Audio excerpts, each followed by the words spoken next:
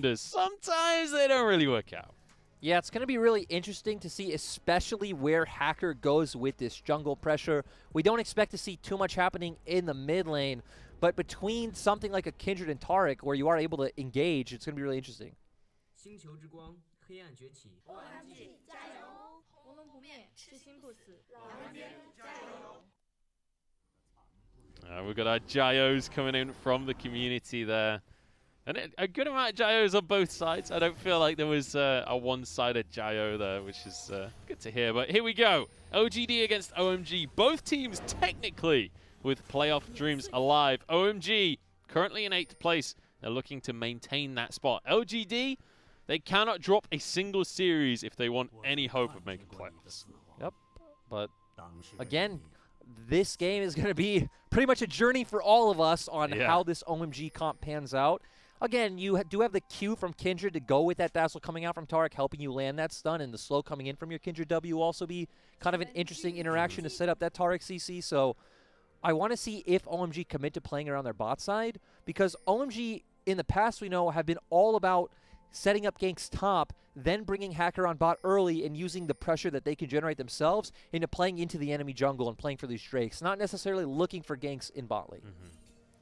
Typically, they have set up that top lane, as you say. On the other side of things, curious how LGD will play this one out. But first off, we've got OMG looking for a bit of an invade here. And they are going to be able to just steal away the blue buff with no contest. Obviously, knowledge of this is going to be going over to LGD. So we have to see how Peanut reacts.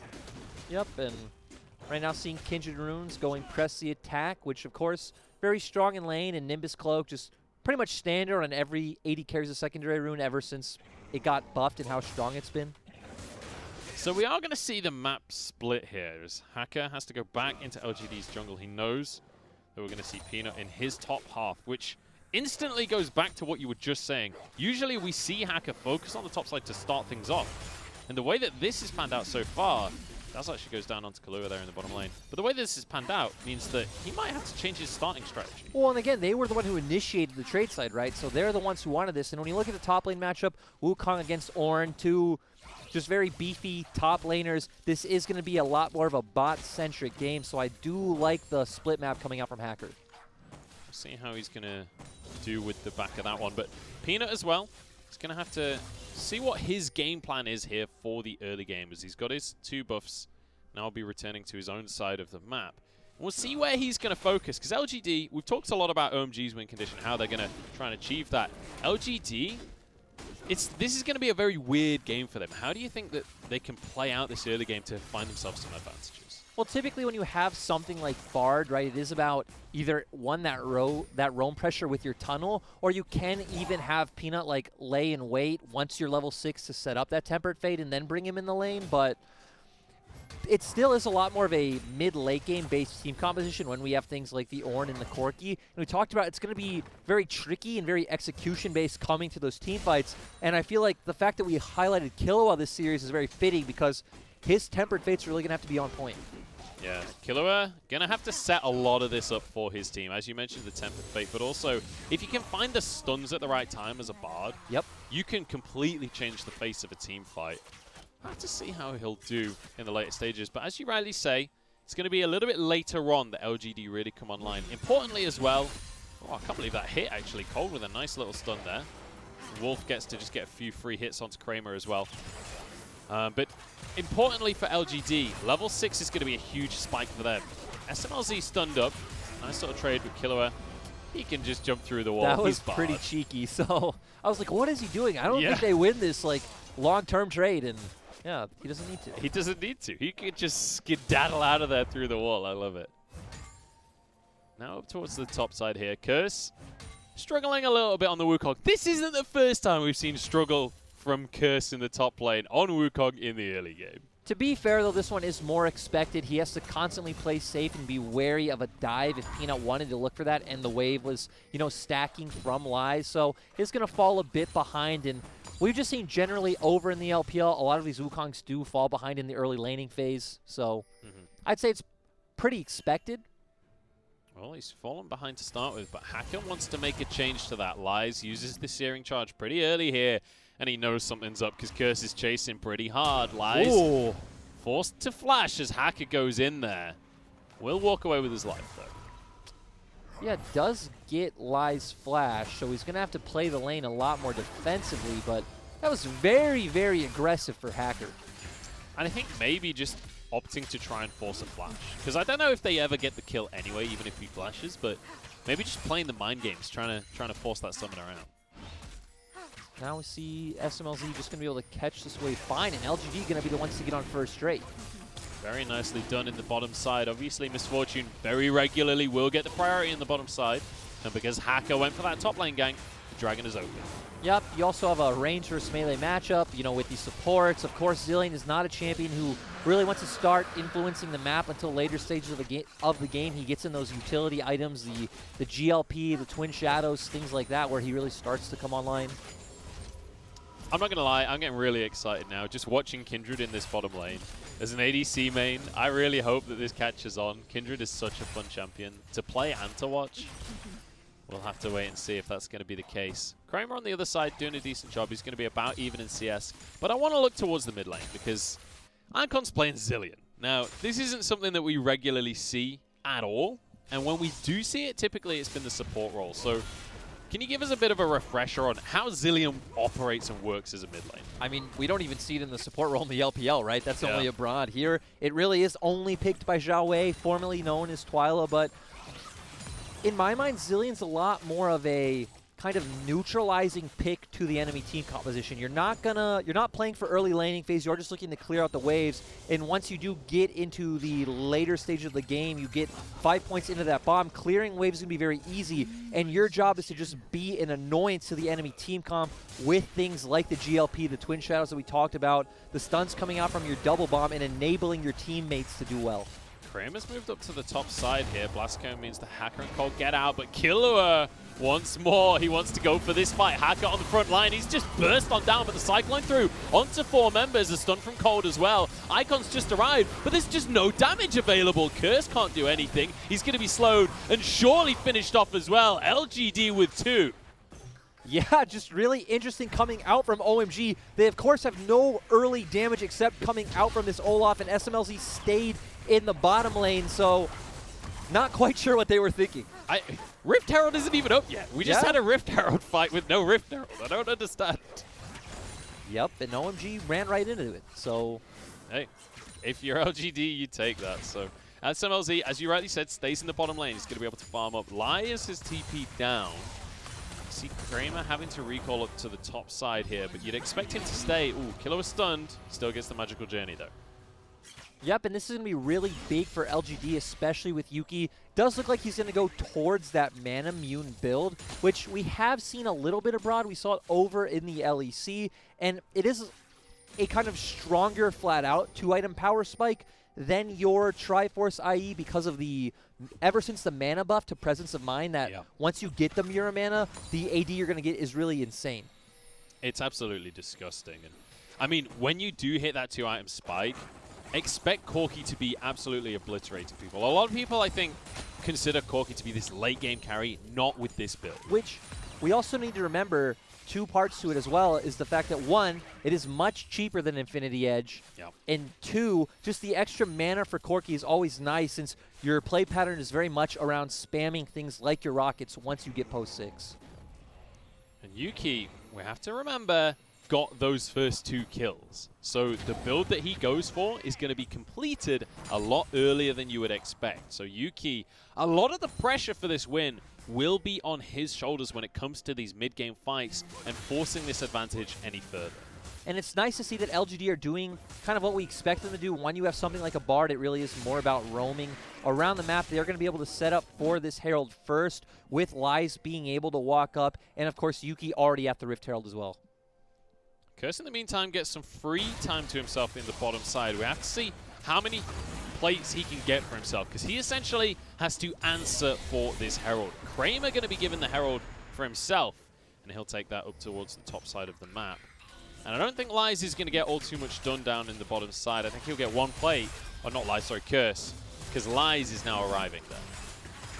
Yep, and this game still is going to be more about these, you know, 15, 20-minute team fights for both teams, especially on the side of OMG when you're running things like a Zillion, like a Taric. So we should expect it to be slow, and it's all about where do LGD want to use this Herald, but it actually really isn't since Kramer was the one who picked it up. Yeah, it's kind of weird that Kramer is the one to pick that up as well, because you just give that information over to OMG. You're like, look, we're going to use this top. You don't have to worry about where that's coming up next. You can play around this fact. Yeah, so now we just should expect to see Hacker consistently shadow for his bottom lane, or I guess not for his bottom lane, but against wherever Kramer goes. You would expect the OMG bottom lane to follow. Of course, Icon's TP will be up soon as well, so they'll be able to consistently look to hover for that. And coming up into this next Dragon, I still feel like this for the side of OMG, you should just wait it out. You don't need to contest this yet. Your Kindred doesn't have her first item yet. You're falling behind in tempo. You're not going to get here in time, and just wait it out. You don't need to fight yet. Yeah. Now, I do want to bring up one topic, as I think this is going to go relatively uncontested here. Smite will come through from Peanut. They will walk away with the Dragon. I want to bring up the topic of this Kindred AD carry, because one of the most important things to discuss, and the reason the Kindred often isn't an AD carry, is these marks that you have to get. Unless it's a bloodbath in the early game, it takes a long time for you to get any of your Kindred marks, and a lot of her power comes from that passive. Yep, just you nailed it perfectly. It's why we don't see Kindred in the AD carry role. We're still kind of struggling to see what this achieves for OMG in their general composition. I mean, invulnerability is basically the one that's glaring at me, is just the triple invulnerability. But again, it's like what we talked about right at the start. How much of this is a really strong, interesting composition, and how much of this is like kind of going too far down into a gimmick? Yeah, I'd agree, but looks like we're getting to the point where SMLZ and Cold feel comfortable trying to punish Kramer, and we do see Kindred setting up those dazzles with his Q. Killer continues to just be this nuisance on Bard. He can stay there harassing way longer than other supporters can, then dash away through the wall. But it's important, you have to bear in mind that almost always that magical journey will go towards a turret, because if he does it in the wrong place, if the magical journey doesn't get you to a turret, the enemy can just follow you through there, and it might not be as safe as you're banking on. That's true, but I also feel like for the side of OMG, you wouldn't feel really comfortable following a magical journey into LGD's jungle. Well, then again, you can't die, so maybe you just go for that kind of play anyway. Maybe that's how this composition works. Just great rotations coming out from LGD so far. They're just putting so much consistent pressure on the map and going to be able to pick up some plates in the mid lane. Oh, and the bait and switch. Kramer got the Herald, but he still takes it mid anyway. They are going to get a bunch of plates. They won't be able to finish this tower off. There's a good response here from OMG. That was 3 plates taken. They got one just before the Herald started. SMLZ, in the meantime, will be able to just continue to hammer away in the bottom side of the map. And it's been quite a slow start to things, but when you consider the carries in the game, it's not all too surprising. Yep, so SMLZ just going to be able to continue getting plates on the bot side. Both teams backing off. Would have been interesting, though, if this stuck around another wave. I was going to be scared for OMG if Killua used something like the Tempered Fate, but still a pretty slow game. It's kind of interesting to see the two kind of out there picks on either side, in the Kindred AD carry and the Bard support. Obviously, Bard support's not that out there, but it's not completely meta either.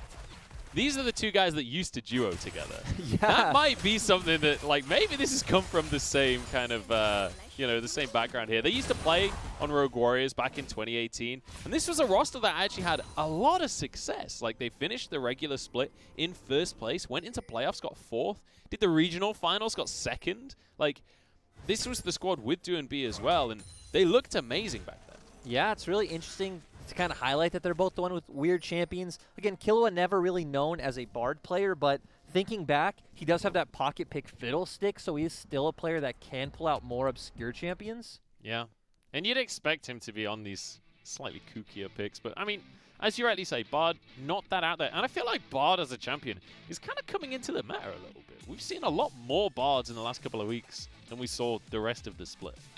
I honestly can't recall a time we've seen Bard outside of, again, players like Lumao, players like Dwan, these types of players who can pull out a Bard regardless of if it's meta or not. True. So it might just be recency bias, in all honesty. Like, that is a very real thing. Hey, Lumao's Bard against... It was insane. No, IG. It was against IG. It's 2 MVPs. Yeah. It was... I mean, he caught out Rookie. There was the one Tempered Fate where he catches Rookie, who's just away from the rest of IG, right before Baron. Just magnificent. Like that kind of play, that's how you win games. So now we need to see Killua get some type of play onto OMG like this. I'm ready. I'm ready to see it. And let's bear in mind as well that obviously you got Yuki on the Corki, already pretty fed. He'll be getting towards the Mana Moon. He'll be getting towards the Triforce in the next sort of 5 to 10 minutes. And then at that point, you have to expect LGD to, or you'd hope LGD are going to put their foot down on the accelerator a bit and abuse those power spikes. Well, so for LGD especially, going into things like the next Herald, the next Dragon, I do want to see them be able to rotate first, play around that Corki package, right, save it for those moments. And then looking at where the comps are right now, I would still expect them to be able to do pretty well in team fights. Again, it does come down barring execution because, like we pointed out so many times, there's just so many kind of sustain and survivability tools on the side of OMG. But you hit a good Bard ultimate, you hit a great Ornn ultimate, you have so much burst coming out from the Corki once he hits that Mirror Mana like you talked about, and bullet time coming out from MF. So I want to see LGD be first to these objectives with the pressure that their champions have. Yeah, they're going to need to be proactive in this game and kind of leading the charge on a lot of these fights. Now, while we've got a minute, while the game's paused, I want to take a look at the schedules for these two teams because I think it's a very important conversation. I mentioned right at the start of the game that LGD, the playoff miracle run, theoretically, can still be alive. They've got 7 losses on the board, which means they can get to 9 wins. However, let me just outline the schedule for LGD right now because it's not pretty. First off, they've got to beat OMG, which OMG have been looking amazing recently. But then they have to do BLG, not so bad. FPX, that's going to be hard. JDG, yeah, that's going to be really hard. And then Rogue Warriors as well. The one team in the kind of middle bottom of the table that we keep on saying they could upset just about anyone. This schedule for LGD is pretty horrific. If they do somehow make it to playoffs, it will be the miracle run of all miracle runs. I'm just going to hit the brakes on this miracle run. The thing is, you'd think I'd say that when you say FPX, but no. The second you say JDG, this JDG return of form with Zoom, I'm like, no way. I don't see how LGD can do this. JDG are just too scary right now. Yeah, I mean, I was looking at all of the standings this morning. I tweeted a thread of just like all of the crazy stuff that can happen in the standings. JDG have a very real chance if FPX, if their loss recently is a reflection of form as opposed to just a one-off loss, JDG have a very real chance of taking the 2nd seed position moving into finals. If IG lose another couple of series, JDG could it's possible that JDG finishes the split in 1st place, which is nuts when you think of what the expectations were like 3 weeks ago. Yep, JDG the first few weeks were looking kind of messy. Like, the pieces were there. Kanavi obviously looked great. There were some bright spots in the rest of the team, players like Lumao, but it still seemed like there was something missing, and they were just never getting in sync with their top lane in 705, but with Zoom coming back in, things have just seemed to flow so effortlessly again. Yeah, it feels like that squad is a little bit more, I guess, calculated, I think is the word. They feel like they're coming in with a plan and they're understanding the game a little better. But taking this back to LGD, that is also why it feels so hard to talk about this miracle run. But I think a lot of people would have said the same thing about RNG, right? But RNG have also been more hit or miss. They are a team that either on a bad day or when they draft kind of funky, it's not weird to see RNG go down. No, RNG, I mean, they've been inconsistent, it has to be said. They've got 3 losses now. They lost to BLG, they lost to Vici, and obviously now they lost to LGD as well. All 3 of those losses were a little bit like, this is not what we were expecting. I'm just going to sidetrack this conversation slightly just to inform you guys. Apparently, Icon is having some in-game issues right now. That's the reason for the pause. So we'll hopefully be able to get that resolved and get back to the game once again. But continue with your point. I've kind of sidetracked there, but I was going to say the interesting thing, though, is we do see LGD ahead in this early game so far. So, again, we can't just say, oh, well, RNG have been inconsistent, and that's why they lost, right? I think the most important thing is that LGD and RNG, especially in Game 2, it was actually very close between the 2 teams. And I think that shows that LGD stepped up. Not just RNG had a really bad series, also LGD had a really good series. And you know what actually gives me hope going back even further? Their win against WE. Because if you watch that series, they fall behind all 3 games. And when we thought of LGD's strong points coming into this split, it's their early game is so good, especially based around Peanut's pathing and a lot of the gank opportunities he's able to create. So the fact that they were able to fall behind against WE 3 games but still take the series is extremely promising. It's really promising, and I think it shows a lot about who is playing really well on the team as well and who's stepping up, because coming into the split, we were expecting Kramer to be kind of the shining light for this squad. Start the split, that really didn't pan out. It was all about Peanut. Peanut was kind of the only player performing on the whole squad. More recently, though, it feels like, obviously you mentioned Killua, but also Kramer has stepped up a bit more again. And when it comes to the late game, we were talking about it off camera a couple of hours ago. This late game Senna, we finally saw it a little bit more in that RNG series, because we don't usually see games go that long in the LPL, and we got to see the sheer power of that late game Senna. Like, just the range alone, you can outrange turrets on it. It's disgusting. Also, an interesting thing about Senna, which is why OMG did ban it, Kramer's 5-0 on this pick right now. They picked it both games against RNG, and Kramer's just looking so good on it, which is kind of surprising when we think of LGD as a team that wants to heavily play around bot lane, and that's not what you associate with Senna. No, not really. You kind of associate Senna with just, hey, I want to chill. I want to play with a Tom Kentra or Braum or something, just sit back for 20, 40 minutes and wait until I come online later on. It's kind of like your crit AD carries, right? Similar play style in the early game, at least, right? You don't want to do anything. At least in lane, it's like that. It does obviously come online in these skirmishes from the fact that you are building lethality, so you do a lot there. But at least in terms of just the early laning phase, the first, 2 to 6, 7, 8 minutes, it's not something you really play around until you get in front of those dragons, in front of those Rift Heralds. So very interesting that Kramer pulled it out, and he's been doing so well with it, especially in LPL where we've really fallen out of favor with Senna. Yeah, Senna really fell off of priority. But one thing that has increased in priority is AD carry bans. Like, we've quite regularly seen a lot of AD carry bans coming through more recently, and it does mean that the stuff that falls out of priority, like MF as well, has started to become more popular. Well, it's like we have the 4 golden champions here in LPL, which is Aphelios, Varus, Kalista, and Senna. Which, again, Senna's continuously dropping from that, but Aphelios and Varus are 1 and 2. These two are usually banned. If they're not banned, they get first picked right away. Next in that line is the Kalista, just another strong laning champion. Everyone knows in LPL we love these strong laning champions. And then once that's gone, it's like, well, if you play Senna, you pick Senna. If not, you go towards that MF. You also could bring out a Kaisa, but we really are dictated by first pick AD carries. Yeah, it very much feels that way. Varus, I think, is probably the most picked AD carry right now, just because Aphelios is near 100% ban rate at this stage. But it's interesting to see the differences. And, I mean, hey, maybe Kindred is on that list now. Maybe this is just the first game in a long line of Kindred games. Maybe not, though. I'm not sold on it. Again, we need to see more. Would have been nice if I could have watched more of what Viper was doing in solo queue, because when I was checking through pro solo queues in solo, I was like, oh, this is weird. What does this even do? But yeah, I guess we'll find out. We get to witness it right here before our eyes. We're back into game, boys and girls, so apologies about the delay there. I guess Icon's issues have been resolved. And I guess he realizes that he's got all the time in the world on his hands because he's playing Zillion. Yep, but also on the other side of that, we do see Yuki just getting the call stacked, so he's going to get more gold from that, and he should be pretty close to completing his Triforce. Yeah, he'll be able to finish that off pretty shortly, and as I'm sure you all know at home, Triforce, one of the biggest power spikes in the game. If you're a champion that plays Triforce, you know that as soon as you get that item, that is when your champion's going to come online. You think of Jax, you think of Corki. These guys, once that's finished, will annihilate people. I also love that we have both Dragon and Herald coming up soon, but we see that LGD have already gotten vision for the Dragon. When we have something like an Ocean Soul, I do want to see teams prioritize this over the Herald. Yeah, the Ocean Soul, incredibly impactful, incredibly difficult to deal with. And also, OMG, they already have a composition that's all about not ever being able to die, and they have an Olaf.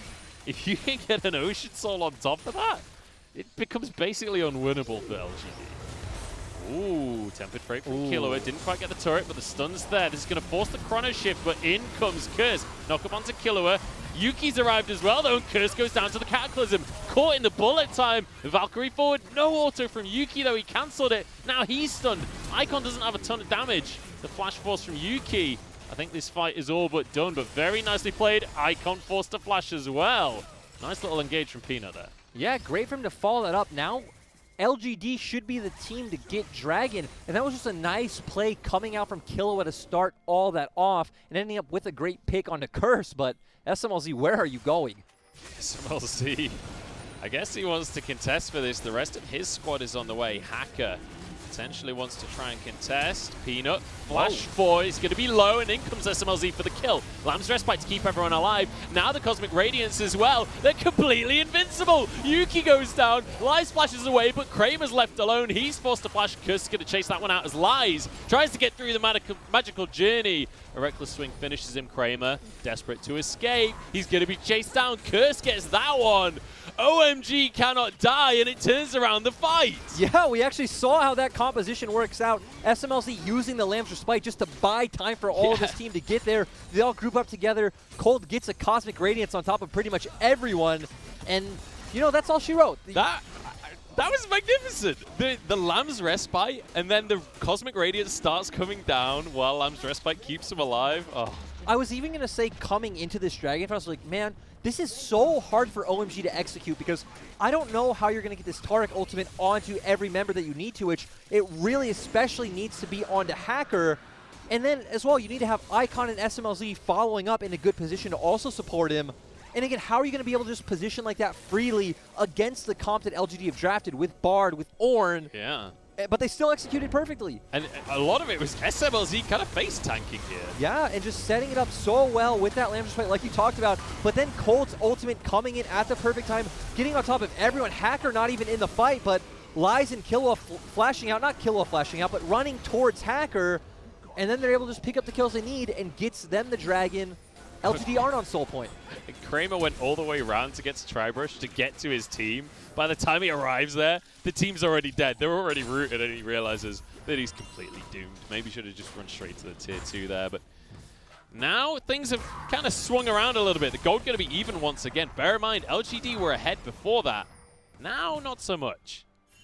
But still, they do have 2 Dragons, 2-1, and it does feel like OMG continuously are going to rely on being able to execute those ultimates properly like we just saw. If they do that, they should easily come out ahead like we saw in that fight. If not, though, we do still have good scaling and good burst coming out from the side of LGD. We really do. Bear in mind, that power spike we were talking about for Yuki, with the Triforce, with the Mana Moon, he's hit that point, and you can see the damage he's already doing to Icon. Nearly finishes the kill there.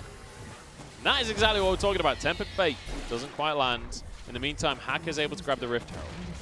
Still 3 for 3 in turrets. OMG picking up the Rift Herald is huge for them if they could just continue to accelerate the gold in this game. We see Kindred is already on her 2 items going for the crit AD carry build, which, as we know, really starts hitting hard once you do get that second Zeal item. So once we get to that point, it's going to be really hard for LGD to play this game, especially with the annoyances coming out from OMG's ultimates. Yeah, I love this rotation from LGD to snag themselves a tier 2 with no contest available. They knew Hacker was topside, had to reset.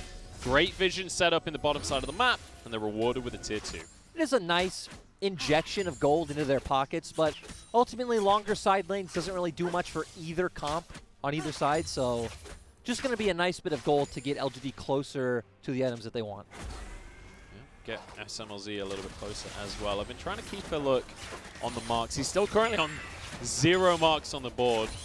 I'm trying to see where the mark is on the map right now. I don't actually... Oh, it's on the Grom, way down at the other side of the map. So I have a feeling that this strategy basically doesn't rely on the Kindred marks whatsoever.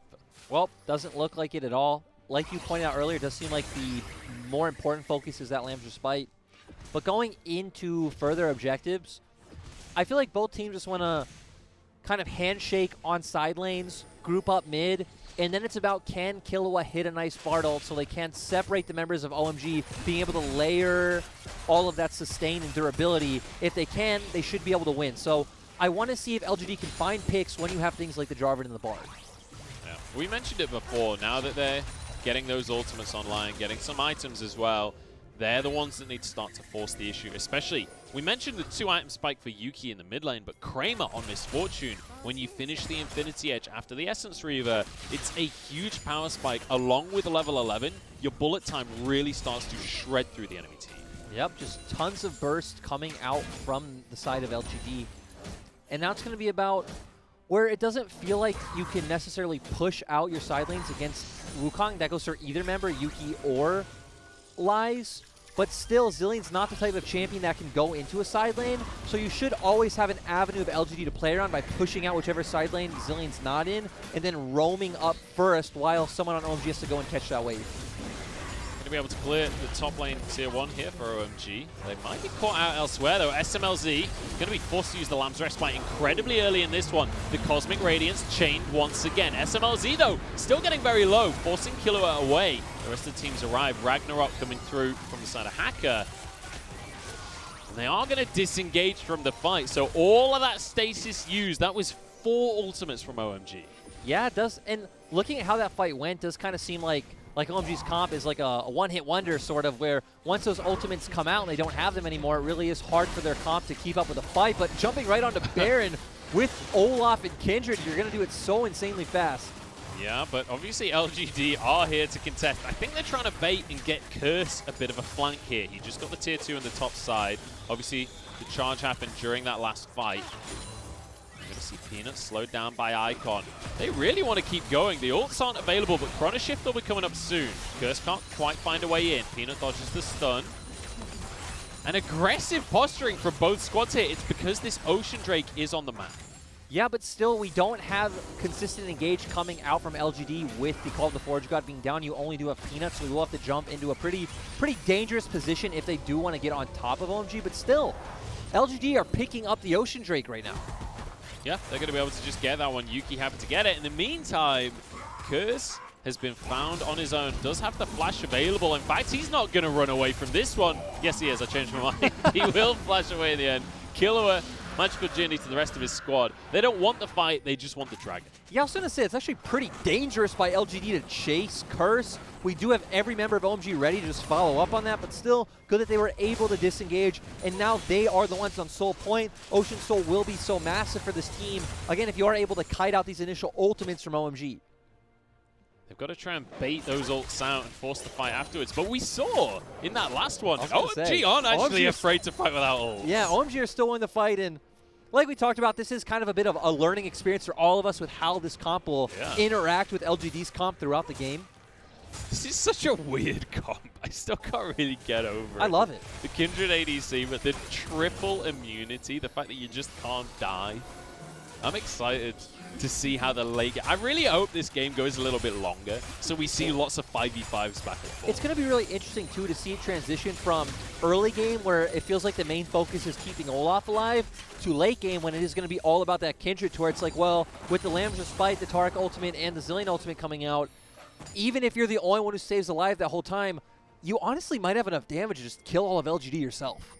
Quite possibly, honestly. This feels a little bit like, when it gets to the late game, this feels kind of like the TFT compositions where Kindred was the hyper carry. Call of the Forge God, though, will get the knock-up onto SMLZ. He keeps on getting his Lamb's Respite procced very early on. Oh, the heal denied. Cosmic Radiance denied. Oh, my God. Chrono Shift is still there, though. They keep him. So, you can't kill him. What There's is nothing this? you can do. Like, just watching that just hurts.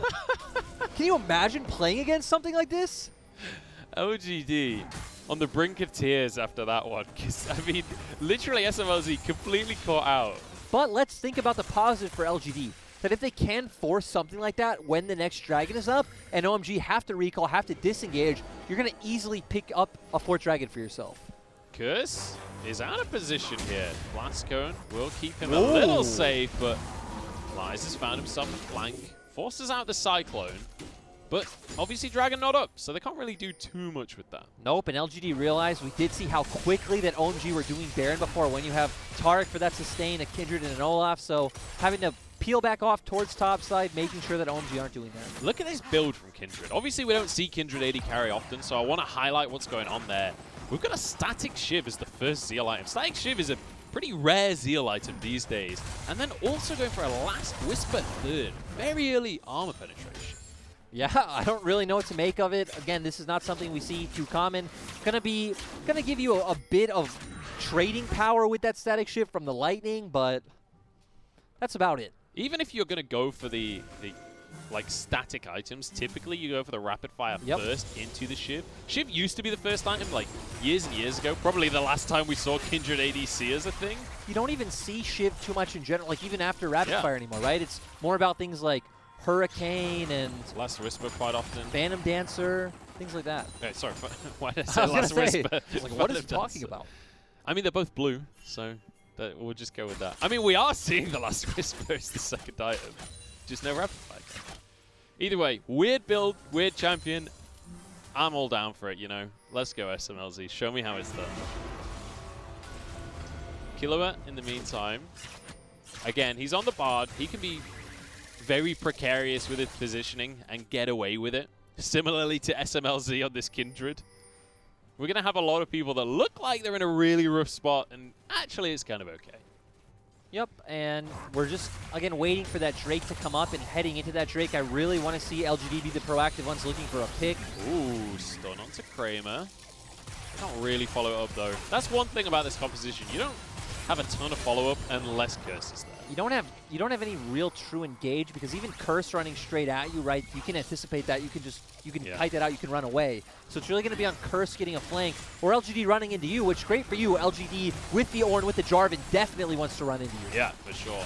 It feels very much like this GLP build coming out from Icon as well with the Twin Shadows. They need to try and find a slow somehow and set it up similarly to that potential pick on Kramer. They get the slow into Peanut, but it's not really the ideal target. Nope. But still, Curse just kind of looking for, not necessarily picks in the top side, maybe waiting to see if someone's going to walk by, but LGD should have fast track onto the Dragon, but OMG are going to be the ones to push out this way first. And I thought he was going to try and find a way in there. Too. TP forced from Lies, though. I think if you're OMG, you're happy to just get the TP out, but also bear in mind this Ocean Drake is available. LGD would get the Soul if they can get this. Yep, and as always, the thing we need to keep our eye out for is the Bard ultimate coming in. Here we go, 2K on the Dragon. Peanut gets in there. Tempered Fate is beautiful, and that Soul going their way. Down goes Hacker. Killua gets over the wall to safety as well. LGD winning this fight confidently right now. Curse has to use a stopwatch. Won't be able to do too much. Gets the knockups and can't finish the kills. Icon and SMLZ still alive, still got Chrono Shift, but they're 2 versus 5 right now. SMLZ into the Chrono Shift, and that means Icon is completely alone here. SMLZ doesn't have the damage, but flashes out. Both carries do survive. Just beautiful play coming out from LGD. We talked about the Tempered Fate. Killua hitting it perfectly. Hacker flashing into the pit, trying to get the steal, but Peanut's smite was too good. They're able to take him out. Cold also zoned out from the rest of the team, and then it's left a 5v3 on the side of LGD. In a weird way, if LGD get the next Drake as well, this composition from OMG is kind of like an Elder Dragon counter in some way. Yeah. Like, you just become invincible. It doesn't matter if you're low. I don't know if anything really counters the Elder Drake, let's be honest. Can you survive a few extra seconds? Sure. Are you still going to die? But as we see there, just great ultimate coming out from Killua. Now Hacker's left in such an awkward place by himself. Cold getting bursted down so fast, not even able to use that ult. And now it's a 5v3, so we should expect LGD to be able to come on ahead. And Lies doing such a great job of zoning SMLZ on the backline, gives enough time for the rest of the carries for LGD to come in. And that was Killua full MVP of that fight. The Tempered Fate stopping the follow-up from the rest of OMG, so Hacker does, as you say, get left completely on his own. And it's great to see Killua show up on this pick, because we have seen him play it in the first series. He came in earlier weeks. Can't exactly remember who it was against, but it was a 0-2 loss. I think it was like up against E-Star. So, I mean, in the early weeks of the LPL, like literally every series that LGD played was a 2-0 loss, right? So that is true. They weren't that distinctive from one another. Hey, but again, when we look at Killua, 3-2 in series, so yeah, pretty much right. every LGD win, barring the one they had with Chance, which was against Top Esports, so it's actually pretty legit. Would you say that one they just chanced it though? No? Just me? Okay. Well, the siege continues in the mid lane here. LGD with the Baron. Peanut has Randuins. Alright, well, Peanut does Peanut things. This 3 AD champions are just a zillion for their AP, but still. I mean, it's a lot of armor. He's going to be very, very tanky. He's got a bonus Kindle Gem in there. Bear in mind he has a stopwatch. That's going to be important in the next fight. Because as you said, he is one of their biggest forms of engage. Yep, and now LGD just able to force down this turret. OMG can't walk too far forward. They always have to be wary of that call of the forge gun coming out, but LGD just choking them out on both sides, looking really beautiful. I mean, it goes back to exactly what you said before. Ooh, Peanut just about gets away with his life. OMG don't have a way to force the fights here. They need LGD to walk into them, but why would LGD ever do that when they can siege with the Baron? They don't want to fight. They just want to take the buildings. They have things like a Corki, right? You don't need to walk into them. You can just poke from far away with those rockets, so you feel fine if you're LGD in this position. And you feel better than fine. You feel great. You just got 2 inhibitors. Exactly. You feel phenomenal right now. If you feel fine, then I'm appalled. Like, come on. Like, yeah, you need to maybe work on your, I guess, what's the word? The way that you look at life. We're getting really philosophical here. Yeah. Now, I want to go back to a stat that existed many years ago and is definitely not accurate anymore, but I think it gives a good perspective on where LGD are at, because 2 inhibs are down. When the bottom and middle inhib were down, I think it was like 2014 or 2015 Worlds, the stat was 94% of all games are won when those 2 inhibs fall, or something along those lines. That's where LGD are at right now. They're looking real good. Curse going to be caught out with the Tempered Fate, but Hacker is here to back him up. The bullet time's not going to do a whole lot. And I'm a little bit worried here, because I want this composition for OMG to work. I want to see more of these kind of shenanigans. I love the armor stacking just coming out from the side of LGD. We also see a Bloodthirster coming in for Kramer, so more defensive stats. It's a Bramble Vest for Peanut. Yep, even Lies upgrading the Iceborne Gauntlet, which is usually not very good on Orin. Just worth it to get that extra armor coming in for Lies. That's going to be a 3,000 Baron power play right there, but now with 3 inhibs down, this is starting to feel like it might just be over for OMG. The Elder Dragon in a minute's time, and LGD in full control of this game. Yeah, they have 3 inhibitors now. They can just stand here, use these super minions, try and bully out OMG from a range. And OMG are the ones who are pressured to find a way into these fights.